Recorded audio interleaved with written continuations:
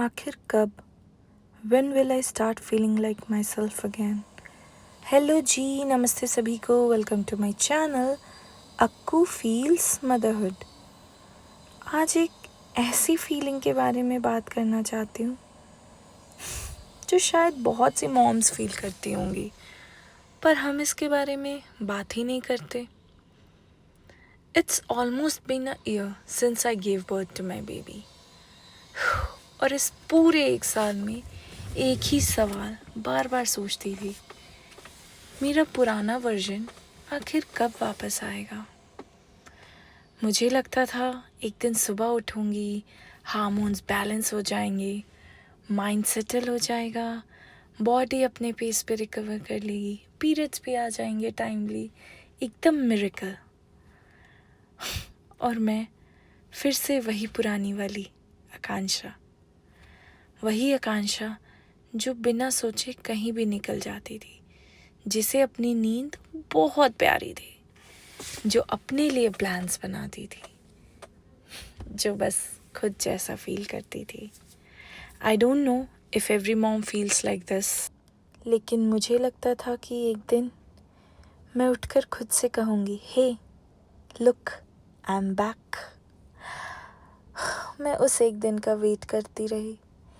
1 महीना, 3 महीने, 6 महीने, और देखते ही देखते पूरा 1 साल निकल गया। हर दिन दिमाग में कितनी ही बातें चलती रहती थी।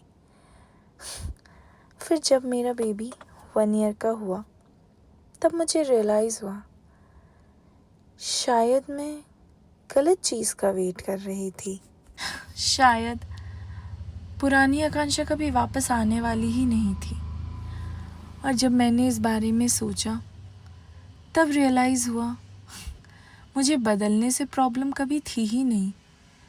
मुझे बस इस बात का बुरा लगा कि एक दिन मेरा वो रूप चुपचाप मेरे लाइफ से चला गया और मुझे उसे अलविदा कहने का एक मौका भी नहीं मिला। मैंने उस आकांक्षा के साथ 28 साल जिए थे अपने लाइफ के। फिर एक दिन मेरा बेबी हुआ, सबने कहा कॉन्ग्रेचुलेशंस, इट्स अ बॉय। और उसी दिन बिना किसी अनाउंसमेंट के मेरी एक नई आइडेंटिटी ने भी जन्म लिया था। बस मुझे उस वक्त ये सब समझ नहीं आया। आज देखो तो मेरी हर प्लानिंग, हर आइटनरी, हर आउटिंग सब बेबी के शेड्यूल के हिसाब से होती है।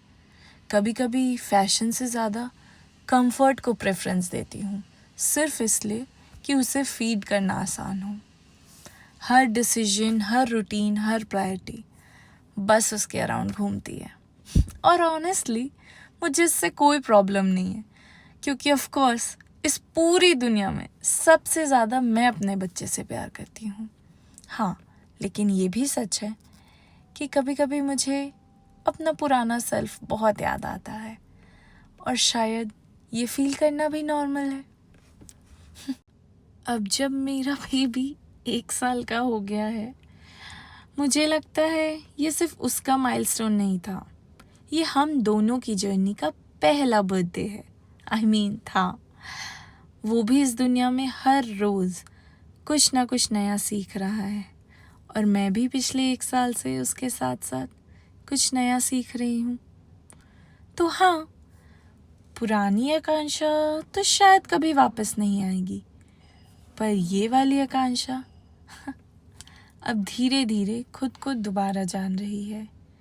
कभी थक जाती है, कभी इमोशनल हो जाती है, कभी अपनी पुरानी यादों में खो जाती है, लेकिन पहले से ज़्यादा पेशेंट है, पहले से ज़्यादा स्ट्रॉन्ग भी, और पहले से ज़्यादा प्यार करना जानती है। मदरहुड ने मुझसे मेरी पहचान नहीं छीनी, उसने मेरी एक नई पहचान बना दी।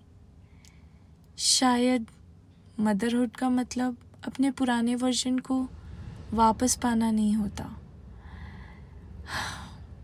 खुद को दोबारा ढूंढना एक नए रूप में।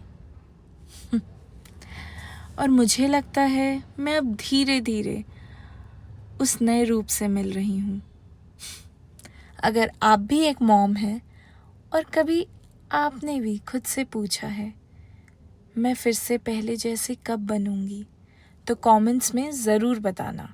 हो सकता है हम पहले जैसे बनने के लिए नहीं, बल्कि अपने नए वर्जन को और ज़्यादा प्यार करने के लिए बने हैं।